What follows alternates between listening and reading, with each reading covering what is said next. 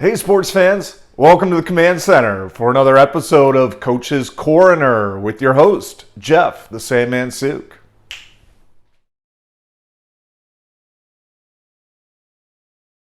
Welcome back, and Happy New Year's. Did any of you out there make some New Year's resolutions? Because I know I sure did.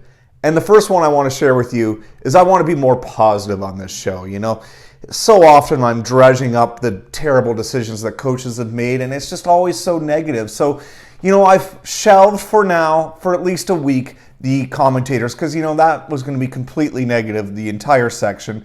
And my resolutions, they usually last to around mid-January, so we can expect that a week or two down the line. But for now, we're just going to focus on the positive.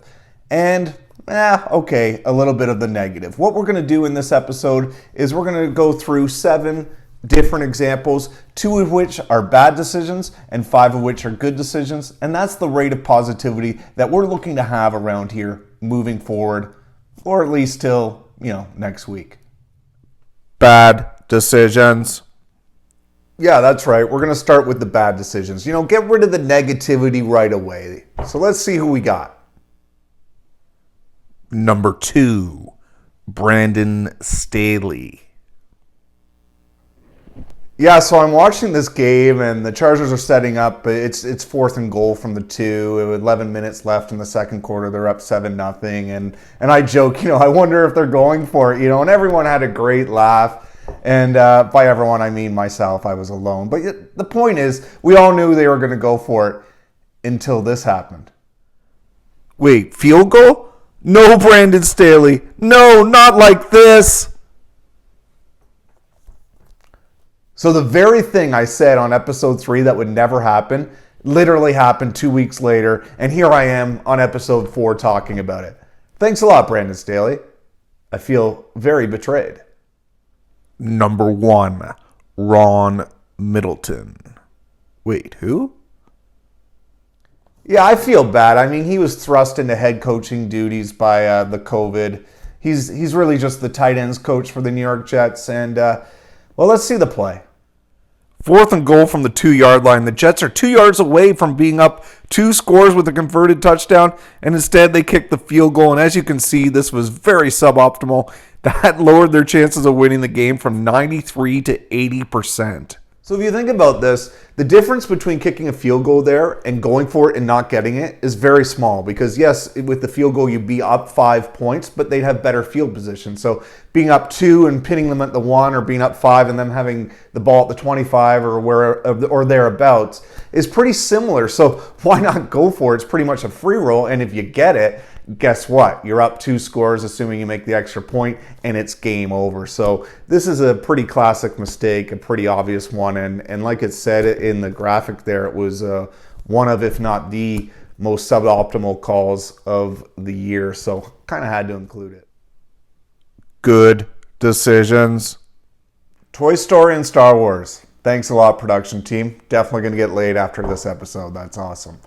So we're going to get to number 5 and to number 4. We're going to lump them together. It's 2 coaches that I was critical of in the last episode. And, they made some good choices. So let's take a look at what they did. Number 5, Cliff Clinsbury. 4th and goal from the 1 here for the Cardinals. And, yeah, they do the right thing. They go for it. It's pretty standard. But, hey, they got it right. Touchdown Cardinals. Number 4, Rick Bisaccia. 4th and 2 from the Colts 11. You might be tempted to kick 3 and get within 1 point, but the Raiders, they do the right thing. They go for it, and they get the touchdown. Pretty sure it's Rich, not Rick, but hey, we all make mistakes. I mean, these coaches, they were on episode 3 for the blunders that they made, but here they are. They've righted the wrong, and good for them. Let's keep things rolling on a positive note and go to number 3. Number 3, Nick Sirianni. Ah, yes, I like this. I like this one because he doesn't fall into the age-old trap of, the 2-score game making it a 1-score game. So let's see what we got here. So Hurts falls down, but he does get it off to Boston Scott, and he dives in for the touchdown. Yeah, it's midway through the third quarter of this game. You're not really worried about one possession game, two possession game. You're trying to score as many points as possible. 4th and goal from the 1, of course, is a go for it. And all those results-oriented experts out there, they're going to be like, yeah, made the right call there. Number 2, Zach Taylor. There's around a minute left in this game, and it's 4th and goal from the half-yard line. Kansas City is out of timeouts, and the Bengals elect to go for it. Let's see how it all panned out. So this is the Bengals' first attempt on 4th and goal from the half-yard line. And Mixon's going to come really close to scoring here. Might have crossed, might have not. It was really close. Either way, there's offsetting penalties, and they get to do it all over again. And here, they hit the nuts. They hit the defensive penalty that gives the automatic first down, which means they can kneel down, kill the clock, and kick the game-winning field goal as time expires and win the division in walk-off fashion. And as you can see, the decision guide greatly agreed with Taylor's decisions. The first drive, they recommended going for it by 3.5%, and on the second, 3.8%. It's important to note that getting a defensive penalty that yields a first down is all factored into the numbers. And of course, that was the best possible outcome for the Cincinnati Bengals. And now they are AFC North champs. They will have a home game to break a 31-year playoff win drought. We'll see if they can do it. All right, who we got at number 1? Number 1, Sean McDermott.